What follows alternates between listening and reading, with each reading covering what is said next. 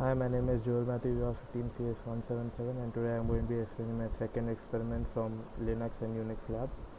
So today the experiment is to actually use conditional statements using shell script to execute the following programs. So I'll be showing each of these programs one by one. Before that, I'm going to be showing the syntax of some of the control statements which you are going to be using. First is if.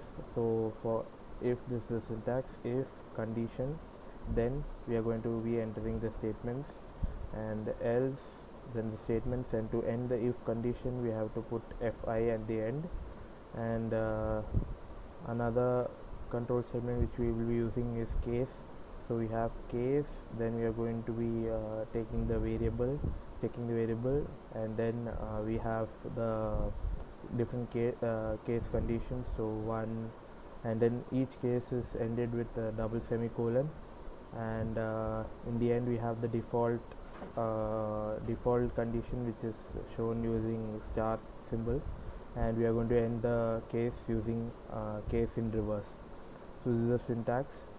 So I'll show you the program. So the first program is to actually find the greatest of three numbers. So as you can see, we read three numbers, then using if else condition I have checked for each of them whether they are working or not. So let's see the output. So I'll enter three numbers. So as you can see, 6 is the greatest number. Now the next question is to find student grade calculation. So for that, this is my program. So here we take in the marks of the student, and then we find total and the average, and using if else conditions we are going to be checking what grade the student gets. So let's execute this program.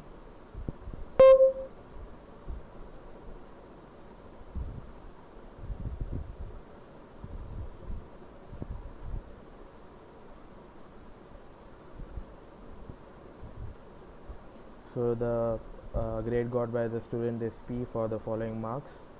Now the next question is to make a electricity bill calculator. So the program for that is this. So over here we are going to be entering the name of the customer, and then we have the current meter reading, and then we have to enter the previous month's reading, and then by subtracting the two, and according to the rate for each per unit, we are going to be calculating the according to consumption we are going to be calculating the total cost. And let's execute this program. So name is 12, and the meter reading, let's put the current meter is 120, previous one is 100. So as you can see, the total number of units for the electricity used is 20, and the total cost per rupees 10 is 200. So let's execute the next program. So the next program is to find if an alphabet is a vowel or a constant. So this is my program. So using switch case, we are going to be checking each of the conditions. So if A is there, then it's a vowel. If E is there, it's a vowel. And by default, if none of the vowels match, then we are going to be printing as it's not a vowel.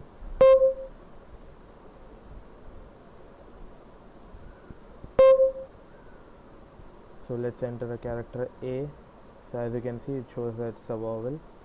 Again, we'll execute it once for a consonant, and we'll enter R. So as you can see, it's not a vowel. Now the last question is to check if a number is a palindrome or not. So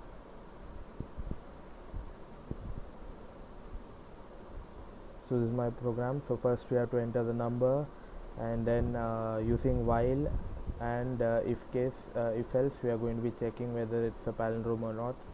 So first we have to take the remainder, and then we have to add multiply it by 100, and then add it into new, and then we are going to divide the original number by 10, and in the end, if the new number is equal to the old sum, then it's a palindrome, and if not, it's not a palindrome. So let's check for this program.